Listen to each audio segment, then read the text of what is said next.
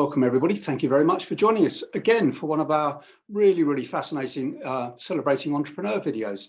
And today I've got somebody who is has done it twice actually, and certainly is in throes of doing it for a sort of second time in the world of kind of online retailing.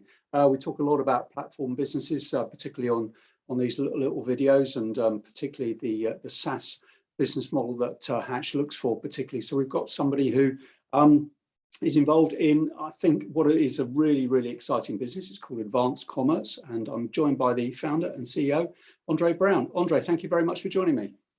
Hi, Lawrence. Nice to be here. Let's start with the easiest question anyway. For those of us who kind of don't understand the kind of the world you're in, can you explain briefly what Advanced Commerce actually does? Certainly. So we are a merchandising platform, and we would plug into a retailer's e-commerce site and take over their site search, the visual merchandising of the category pages, and any product recommendation zones that they may have. And in doing so, we provide the retailer with much greater control over the merchandising on their site. Just to explain merchandising for a moment, merchandising is all about the product display sequence or product curation. So what do you show, where, and specifically in which order? And the reason that's important is, and you'll recognize this from your own browsing behavior, is your typical site visitor only looks at the first few pages. So they're literally seeing a very small fraction of your overall product catalog. And typically it's sort of 3 to 5%, something like that. And as a retailer, once you know that kind of fundamental problem, it suddenly makes the decisions that you take about product curation, particularly about what to show first on each category page, suddenly makes those decisions very important, much like the care and attention that retailers would pay to shelf space in a physical store. It's kind of the same attention problem, but it's much worse in the online world, excuse me. It's much worse in the online world because in theory, there's no limit to the size of your product catalog. So that's the problem that we deal with. And we know from experience, if you get merchandising right, you tend to see an increase in average order value and also in the volume of orders. And the combination of those two can be quite significant. So I think you've kind of probably answered my sort of second question as to why is what Advanced Commerce does important to businesses. So it's sort of catering for this kind of, I guess, what you might call low attention world that we all kind of live in. I mean, we spend microseconds in some cases on sort of websites. So you're trying to optimize the amount of time, say, me as a customer spends on that site for the online retailer. Yes, and typically within a retailer, there's a merchandiser or somebody in that position who knows how to sell their stuff, but the ability to do it through the standard e-commerce platforms is really quite limited, and that's why we have a lot of success with retailers. Now I'm joined again by one of the partners at Hatch, which is today Simon Penton. Good to see you again, Simon. Yeah, and you, Lawrence. Very good to be back again. And it's always good to kind of celebrate some of these entrepreneurs and the businesses that sort of Hatch has come across. Now, clearly as a business, Hatch has got quite a lot of experience in this sort of online platform world, particularly obviously two of the founders people will know were responsible for building up kiddie care and sort of selling it on. But just generally, what appealed to you as investors about Advanced Commerce and Andre's sort of business? It was probably one of the easier conversations we had in all reality across the whatever 60 odd investments we've made to date, and for two really key reasons. One, we love founders with previous experience, particularly successful experience, not always successful experience. You can learn as much from failure as you can from success, right? But particularly when they've done well, and especially if they're going into the same sort of general space again, obviously that's fantastic news for us. And then also it's a space that obviously, and you pointed out, I think Scott and Fred, two of the 50% of the partners here at Hatch, have a lot of experience in retail as well.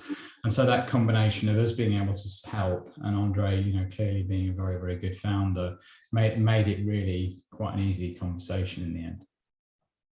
And Andre, coming back to you, I mean, as Simon alluded to there, this is not the sort of first time you've built a business in this sort of field. Can you just tell us a little bit more about the sort of previous one and your kind of background as an experienced entrepreneur?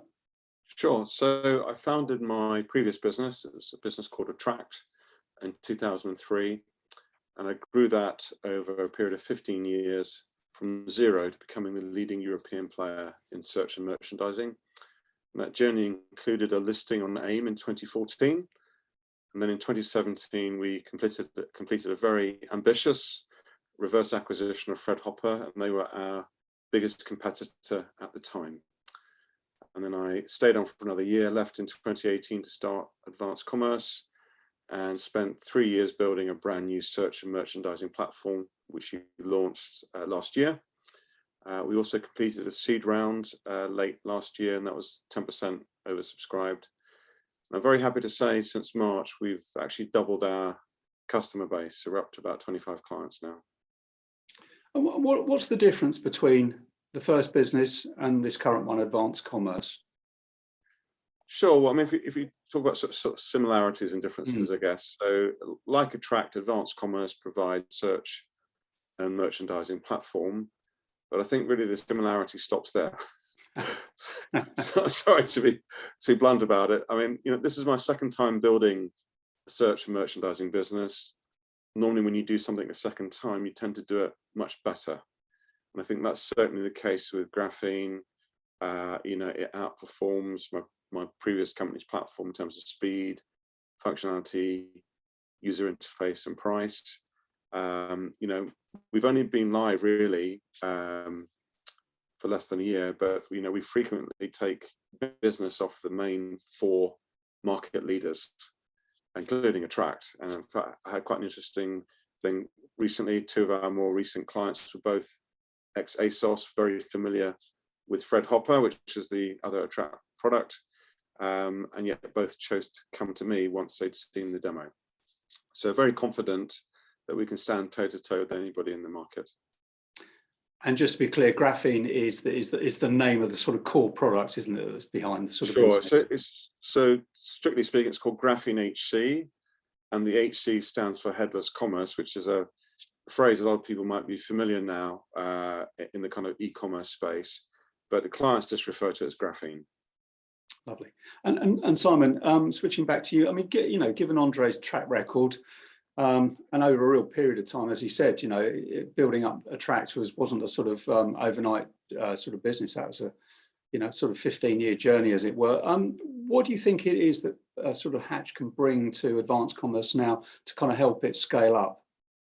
Yeah, it's clearly it's a very different relationship with a founder who's experienced as Andre, that's literally been from zero to the success that most people dream of doing once. So I think the realities are it's quite a different relationship, and I guess we help in 3 or 4 key areas. And actually, probably most important of those is just kind of offering a second opinion. Often with second time founders, because Andre pointed out, you do it better the second time around, and that is true because you've jumped those hurdles, you've made those mistakes.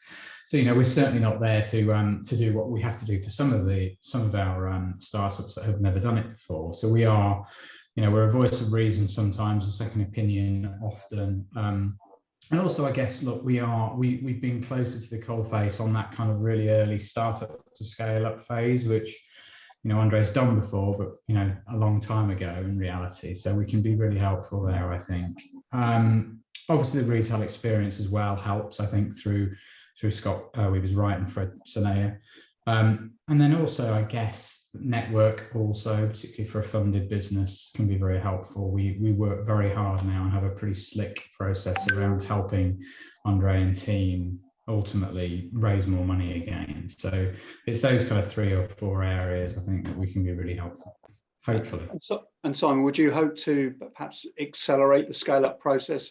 As you said, I mean, previously for Andre, it was a 10, 15 years sort of process from start up to scale up. Do you think this time round, with the benefit of the knowledge that Hatch brings and obviously Andre's own experience, that you can perhaps accelerate the growth of the business? I have no doubt that Andre will build this business faster because, and that's not about us, that's actually about Andre's experience, because, once you've done it once, you do it much more efficiently. the second time round. You know, hopefully we can play a part in that. Hopefully we are playing a part in that. And, you know, market conditions apart at the moment, I think, you know, being able to raise money should be easier, you know, one, because of our Hatch's track record and process now, and also because of the fact that Andre's done it before.